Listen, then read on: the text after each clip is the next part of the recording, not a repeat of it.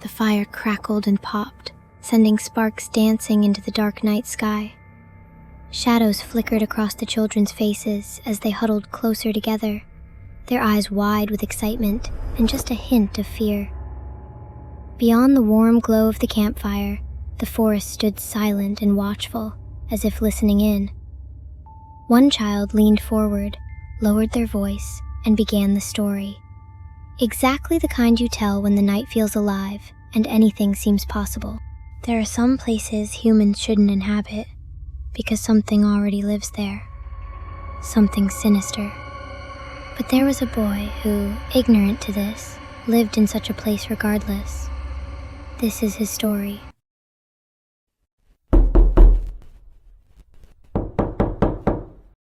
The room I was warned about. Before I start this, I want you to think about the last warning you ignored. Not because you thought it was fake, but because nothing bad had happened yet. I had just finished medical school. I've always been a quiet person, logical and focused. I don't scare easily, and I don't believe in exaggeration. After graduating, I decided to move away for a while to prepare for further studies at a private university.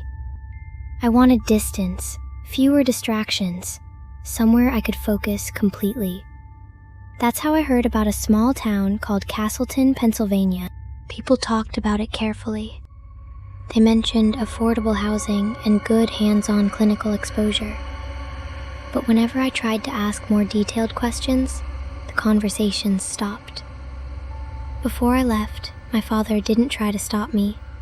He didn't argue or raise his voice. He just said one thing. If a place comes with warnings, it's already telling you something. I went anyway. The trip took 18 hours on a late-night bus from Chicago. I didn't sleep much, just flickering highway lights and long stretches of darkness. When I arrived in Castleton, the first thing I noticed was how quiet it was. Not peaceful, uncomfortable. Like sound didn't stay there for long. At the university office, the paperwork was simple, almost too simple. When I asked about fees, the clerk didn't look up and said cash only. No cards, no online payments. I didn't question it. That night, I needed a place to stay. The building stood away from the road, 3 floors, with a small convenience store underneath. No nearby houses, no working streetlights. The store owner made a call, and the landlord arrived quickly. As we climbed the stairs, I noticed something strange. Every step creaked, except one. One step made no sound at all. It wasn't broken or loose. It was just silent. The landlord showed me 3 rooms. When I pointed to the last one, he hesitated and said that room usually stays empty. I told him that was fine. He handed me the key, then paused and told me not to use the ceiling fan. I didn't ask why. That night, the street outside was completely dark. The store was closed. The landlord was gone. An elderly woman sat near the stairs. She didn't blink, didn't move, and didn't acknowledge me. Inside the room, everything looked normal. Too normal. I lay down and fell asleep almost immediately. No dreams, no thoughts. Then something touched me. The blanket shifted just slightly. Half asleep, I pulled it back, but nothing was there. A few minutes passed, and then it happened again, slower and more deliberate, like something was checking if I was awake. I sat up. The room was empty, but the air felt thick, crowded. I didn't sleep after that. The next day felt normal. Classes, notes, dinner. That night, I locked everything, the door and the windows, and even placed a chair against the door. As I lay awake, I heard breathing close to me, then my name, spoken once, slow. The blanket tightened around my legs, not pulled, held. When I turned, she was already there, sitting beside me, too close. Her neck bent sharply to one side, like it had never healed. Her smile was wider than it should have been. Her eyes didn't blink, didn't move, didn't feel human. I screamed and turned on the light. The room was empty, except for one thing. The ceiling fan was gently swaying. In the morning, I demanded my money back. The landlord listened without interrupting, then said she was a student, same university, same building. She was found hanging from the ceiling fan, her neck broken sideways, exactly the way I saw it. Most people listen when we warn them, he said. I left Castleton before nightfall and never went back. But even now, when ceiling fans creak at night, I check to make sure it isn't swaying. Because some rooms never empty, and some warnings are only given once.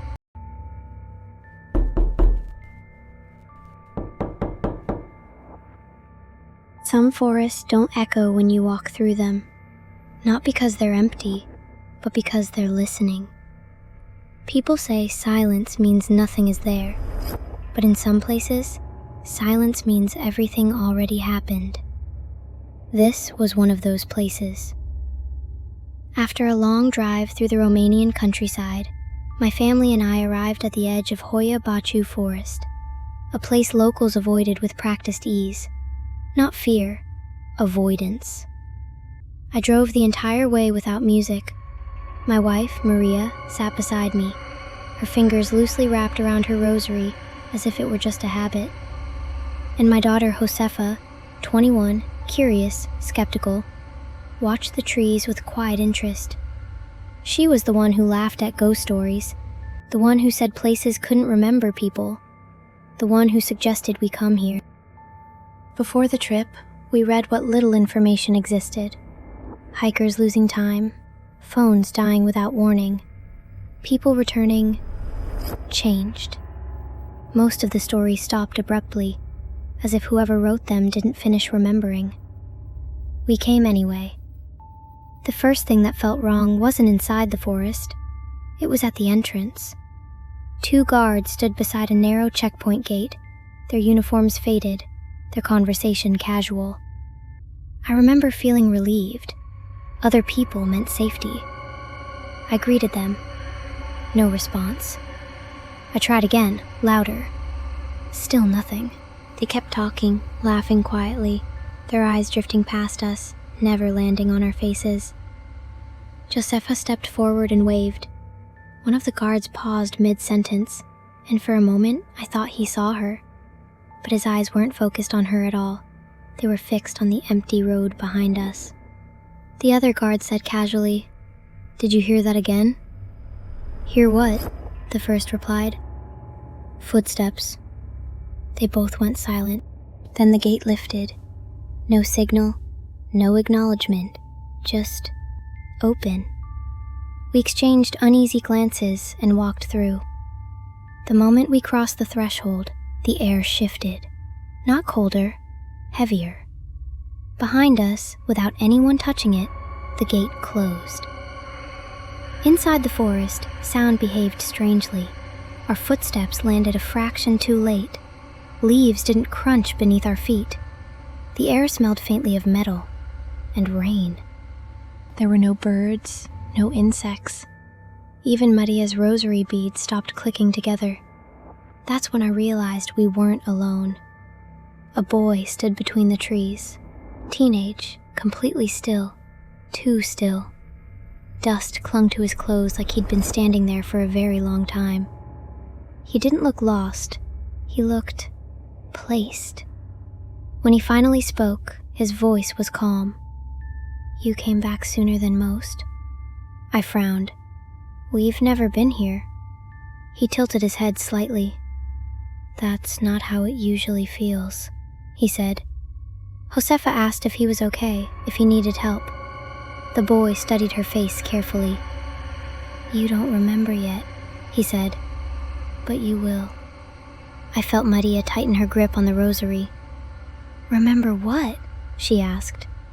The boy looked past us, toward a place deeper in the forest where the trees bent inward unnaturally. "The noise," he said quietly. "The light." Then, almost to himself, he added, It's always the noise first. Suddenly, the forest felt less like a place we had entered and more like a place we had returned to. We tried to leave, but every path curved back on itself. The same fallen tree, the same twisted roots, the same clearing. I checked my phone. No signal. The time flickered briefly on the screen, then disappeared entirely. Maria noticed her rosary.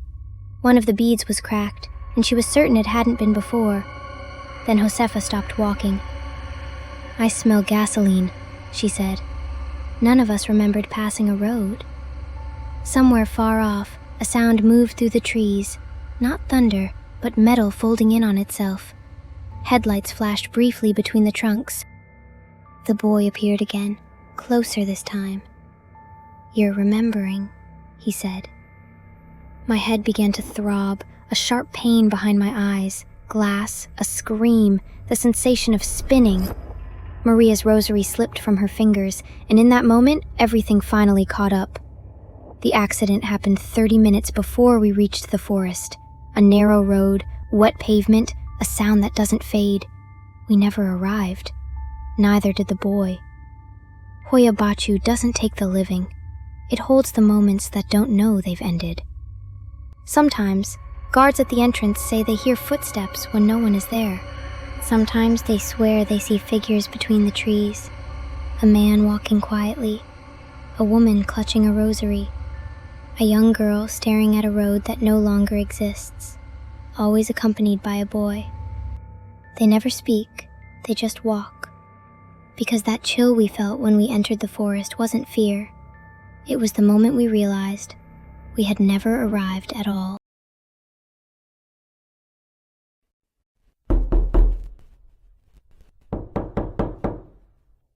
I don't know when the memories started feeling borrowed. Some of them feel like mine. Others feel like something I was handed and told to live with. I wake up in my bed. I go about my day. I talk to the people who know my name. Everything fits. And yet there's one thing that never settles.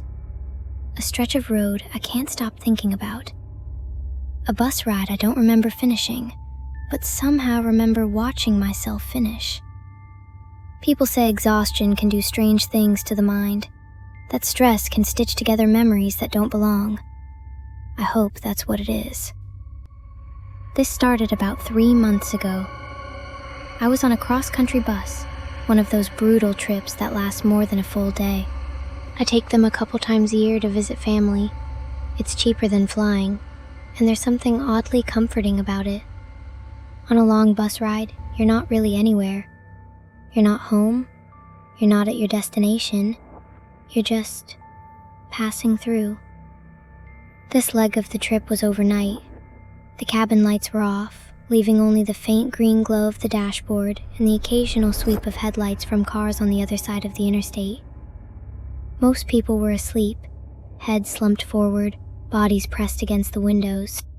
The air smelled like recycled AC and old fast food. Outside was nothing. No towns, no lights, just black sky and darker land. I remember thinking how nice it felt not to be responsible for anything for a while. No decisions, no expectations, just being carried forward. I couldn't sleep. I was staring out the window when a single overhead light near the front of the bus turned on. A young guy stood up, early 20s, hoodie pulled tight, bulky headphones over his ears. I remembered him from earlier, quiet, kept to himself, always staring out the window like he was waiting for something. He walked to the front of the bus and leaned down toward the driver. I couldn't hear what he said, but the driver didn't look confused, didn't look annoyed. He didn't even ask a question. He just reached up and turned on the light himself. The bus slowed. The hiss of the air brakes cut through the silence, loud enough that a few people shifted in their seats, but no one woke up. The bus stopped, right there, on the shoulder of the interstate. The doors opened, letting in cold night air and the smell of dust. The guy stepped off. No bag, no backpack. He stood there for half a second, then walked away from the road, not along it, straight into the darkness. He never looked back. And the driver closed the doors like this was completely normal. I watched through the window as the bus pulled away. The guy walked in a straight line, like he knew exactly where he was going. Within seconds, he was just a silhouette. Then nothing. My stomach twisted. You don't stop a bus in the middle of nowhere.